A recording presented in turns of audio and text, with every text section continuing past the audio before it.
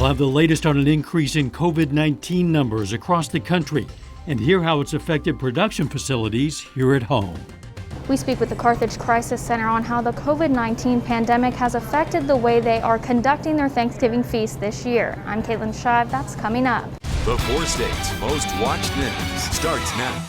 Round of strong storms moves through the area. This is KOAM News at 10. We go straight to Chief Meteorologist Doug Heddy. Yeah, strong to severe storms worked into the area about 8 o'clock in our western counties, and it's 10 o'clock now and they're almost out. So these storms were booking through the region, but they were intense, very gusty winds at about 60 to 65.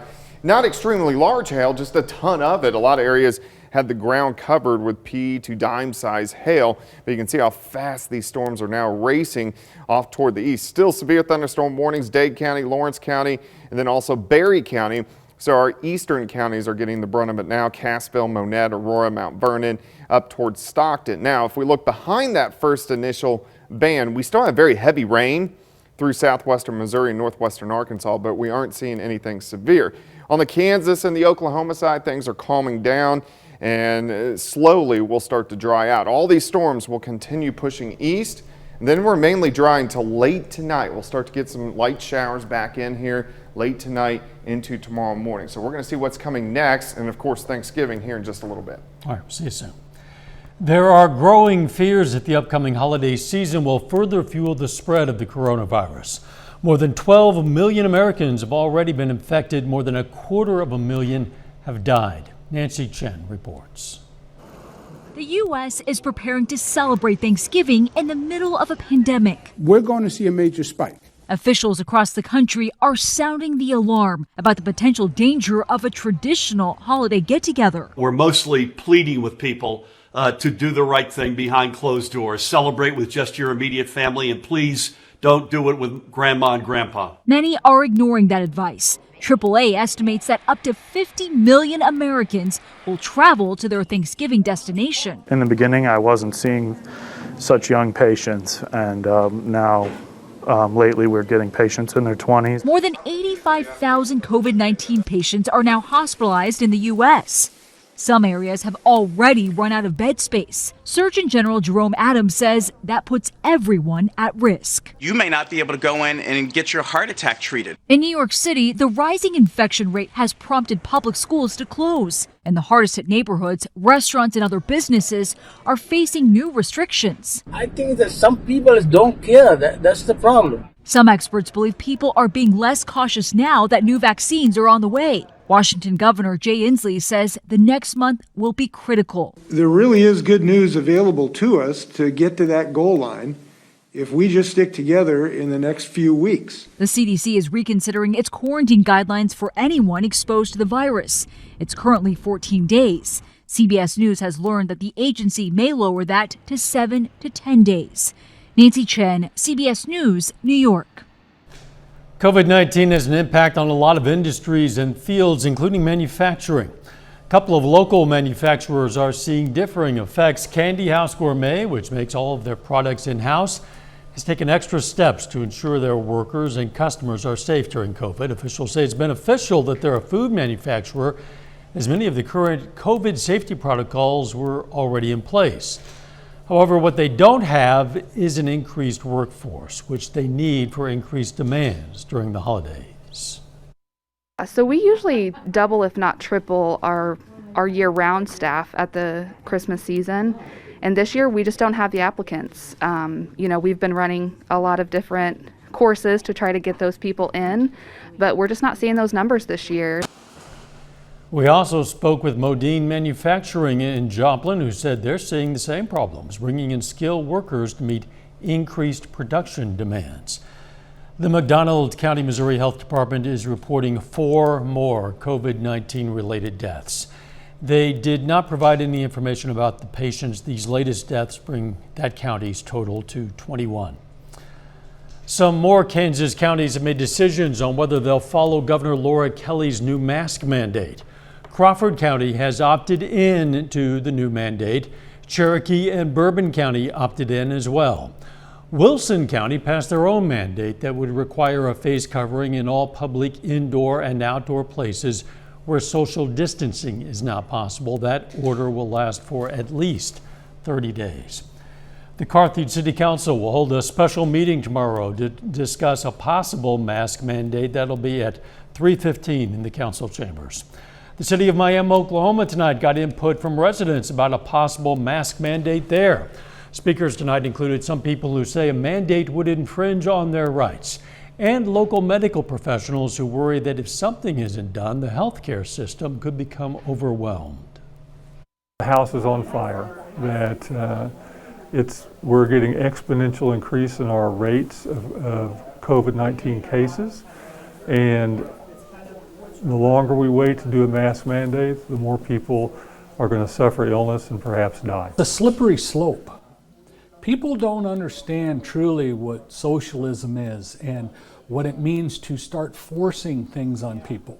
When people do lose their freedoms, then they might understand. But how do you turn back? How do you go back to having those freedoms?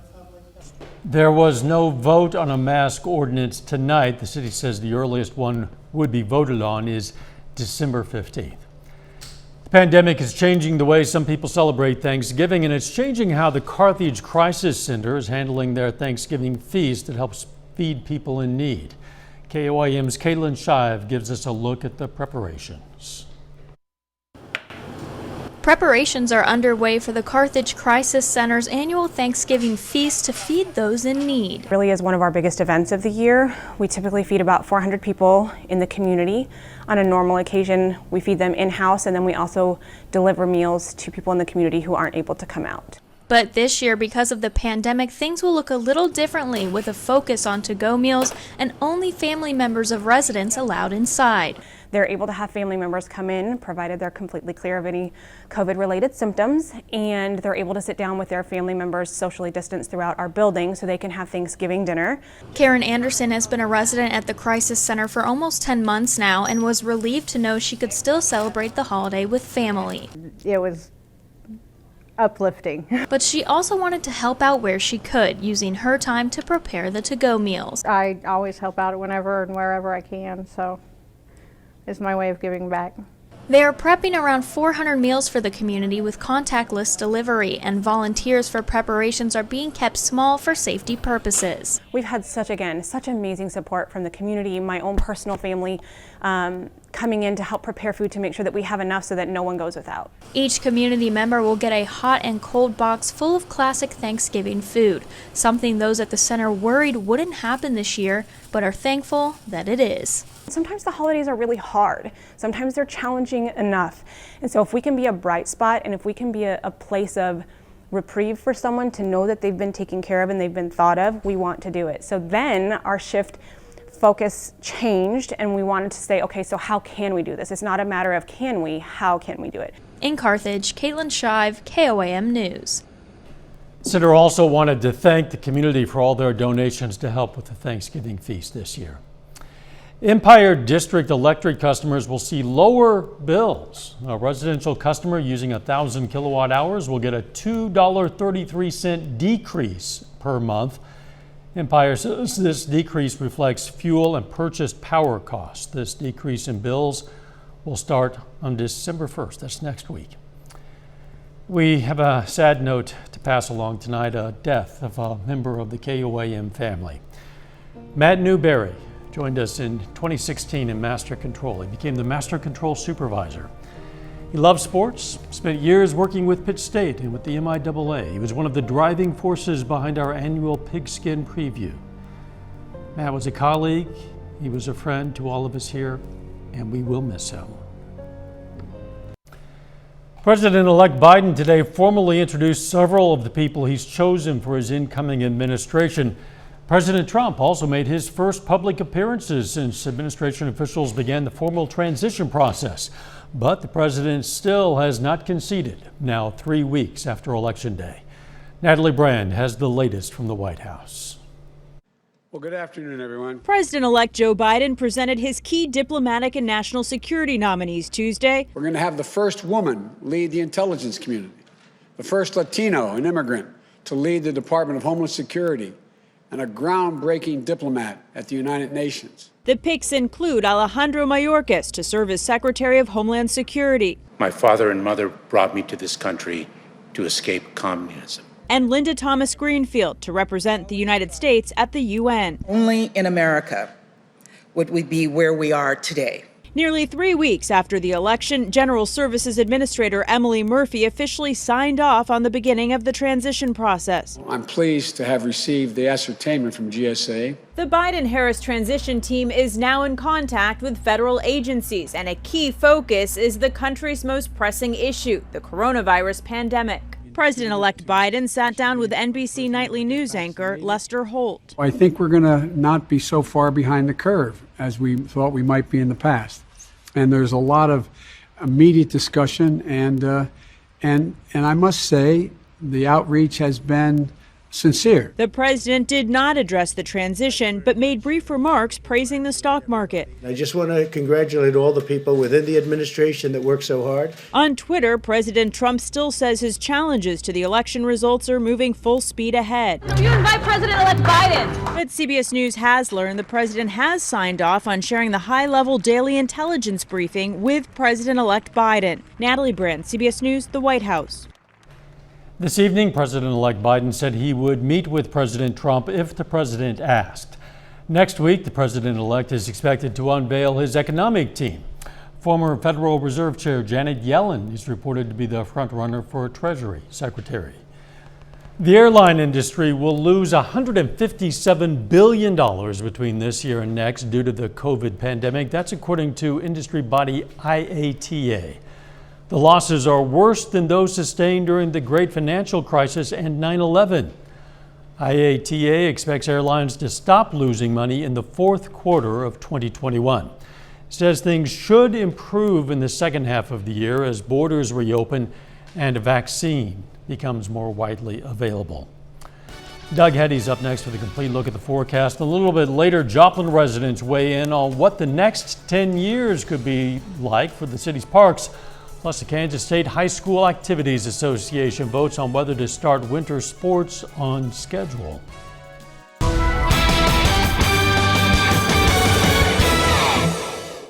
Well, it turned out to be a wild day for us today, weather-wise. We had some showers, some thunderstorms roll through late morning into the early afternoon, and then again, another big batch pushing in throughout the evening hours, and some of those were strong, if not severe, as they worked through over the past couple hours, but socked in the clouds all day long. Indigo Sky Casino and Resort, of course, just outside of Seneca, Missouri.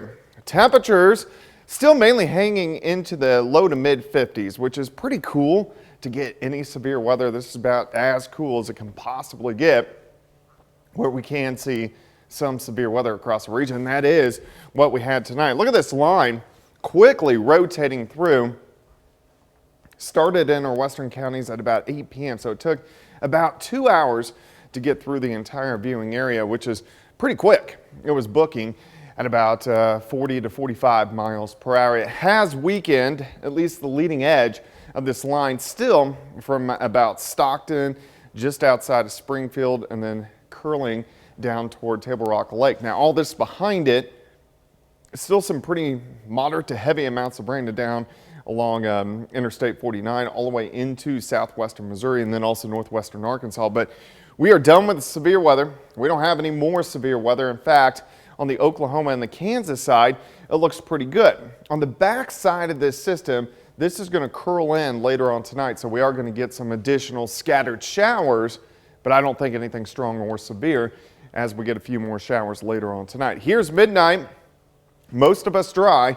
And then late tonight, we'll start to get a few showers popping up. So here's 4 a.m., 5 a.m. There could still be a few embedded little tiny thunderstorms and then just kind of some light showers when we start the day in the morning hours. So the clouds are really going to stick around through a good chunk of the day, if not all the day. Here's noon, still mostly cloudy skies, and then that back edge of clearing will start to press in right about the time the sun begins to set. So we're going to end the day or begin the evening hours with a little bit of sunshine. 47 by noon, kind of chilly.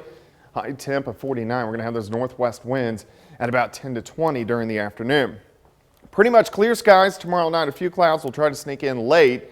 It's going to be cold. We're going to drop back into lower 30s. And then as we head into Thanksgiving afternoon, look at this, fantastic. Partly sunny skies. We're going to go into the 60s during the afternoon, which is crazy warm for this time of the year. Additional rainfall from this point on. We're not going to see much. We're still going to have some scattered showers, but maybe 1/10 of an inch, maybe 2/10 of an inch, and that should be just about it. So 49 tomorrow, a few morning showers, a little bit of sunshine late. And then if we go to Thanksgiving, this is really just about perfect, especially with COVID-19. A lot of families that are still getting together are doing outside.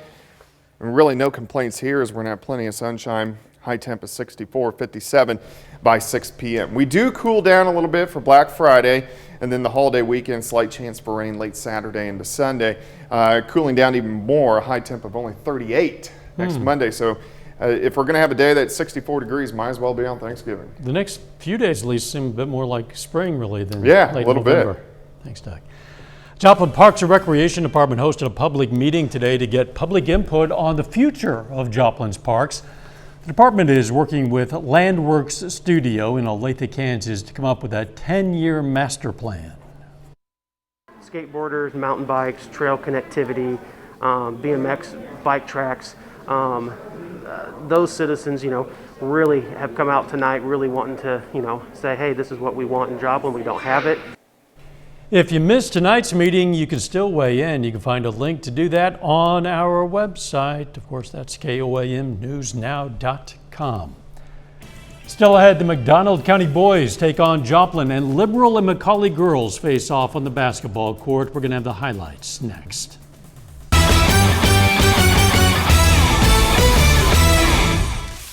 The winter high school sports season will begin on time in Kansas. The Kansas State High School Activities Association's Board of Directors voted today to allow the season to begin as scheduled on December 1st. Now, with the vote today, the board also approved a break in competition that extends from December 23rd to January 7th. Our previous proposal would have pushed the start date of competition back to January 15th. Now, though, winter sports season in Kansas just a week away. It's huge. I've been trying to get my guys excited for our first event, but with this, uncertain times, we kind of don't know, so it's kind of hard to get pumped up and excited for our first event, which is December 3rd over in Seneca, Missouri. But now we have a date. Now we know we're going to do it, so now we can really push towards that, and I'm just excited to get started. While the season will begin on time, the board voted today to not allow fans at events through January 28th. Tonight's a season opener for the Joplin High School boys basketball team. It's definitely a new look Joplin team after losing 4 of 5 starters. All that is left is Always Right from last winter. Joplin hits the floor against McDonald County this evening in game number 1. Always Right, straight to work, right to the rim for the first 2 of the night. Later in the first, back to the rim for Wright. He had 14 in the first half. Other end, Mustangs hang around. Sterling Woods open for 3. McDonald County within 1 after 1. Second quarter, Dante Washington got hot. Scores and the foul. 14 for Washington in the second quarter alone. Finished with 20, but back to Always Right. He's the guy. Top of the key, good from 3. Then in the fourth, Wright good again from long range. He made 6 threes. Finished with 32 points. Joplin wins its home opener tonight, beating McDonald County 80-60. Across town from that one, the McCauley girls opening up the season against Liberal tonight. Starting in the first, Kaylee Teeter through traffic. She had a game-high 14. Then Chloe Williamson going off the window. She had 9 on the night. Later on in the first, it's Williamson again. This time, dropping it in from 3. That pushes the lead to 6. Liberal tries to answer later in the third. Bucket here from Gracie Bott brings it within 9. McCauley, though, holds on to the lead. They win their opener 45-33. Both the Pittsburgh State Gorillas and Missouri Southern Lions are on the floor tonight. Missouri Southern is on the road against Central Missouri. On the women's side, Lions try to pick up their first win after a pair of tight losses last week. Southern, though, falls 78-52. Caitlin Honeycutt scores 14 on the night. As for the men, they aim for a 3-0 start against the Mules. Cam Martin leads the way with 23. Lions win it 67-58. Pittsburgh State and Wichita this evening facing Newman. The Gorilla women get their first win, beating the Jets 61-49. 13 points, 6 assists tonight for Kaylee DeMitz. The PSU men win a good one, 72-70. Bobby Arthur Williams had 17 in that one. The Gorilla men now 2-0 to start the year. That's a look at sports. We're back with more news after this. Take time now to honor a local veteran, Corporal Lee Schertzer. The Hallowell, Kansas native served in the U.S. Army. And we are proud to salute Corporal Lee Schertzer. He's tonight's four-state hero. Amazon CEO Jeff Bezos, who's worth $182 billion, might be the world's richest man. The title for second richest? Well, that honor now goes to both Microsoft co-founder Bill Gates and Tesla and SpaceX CEO Elon Musk.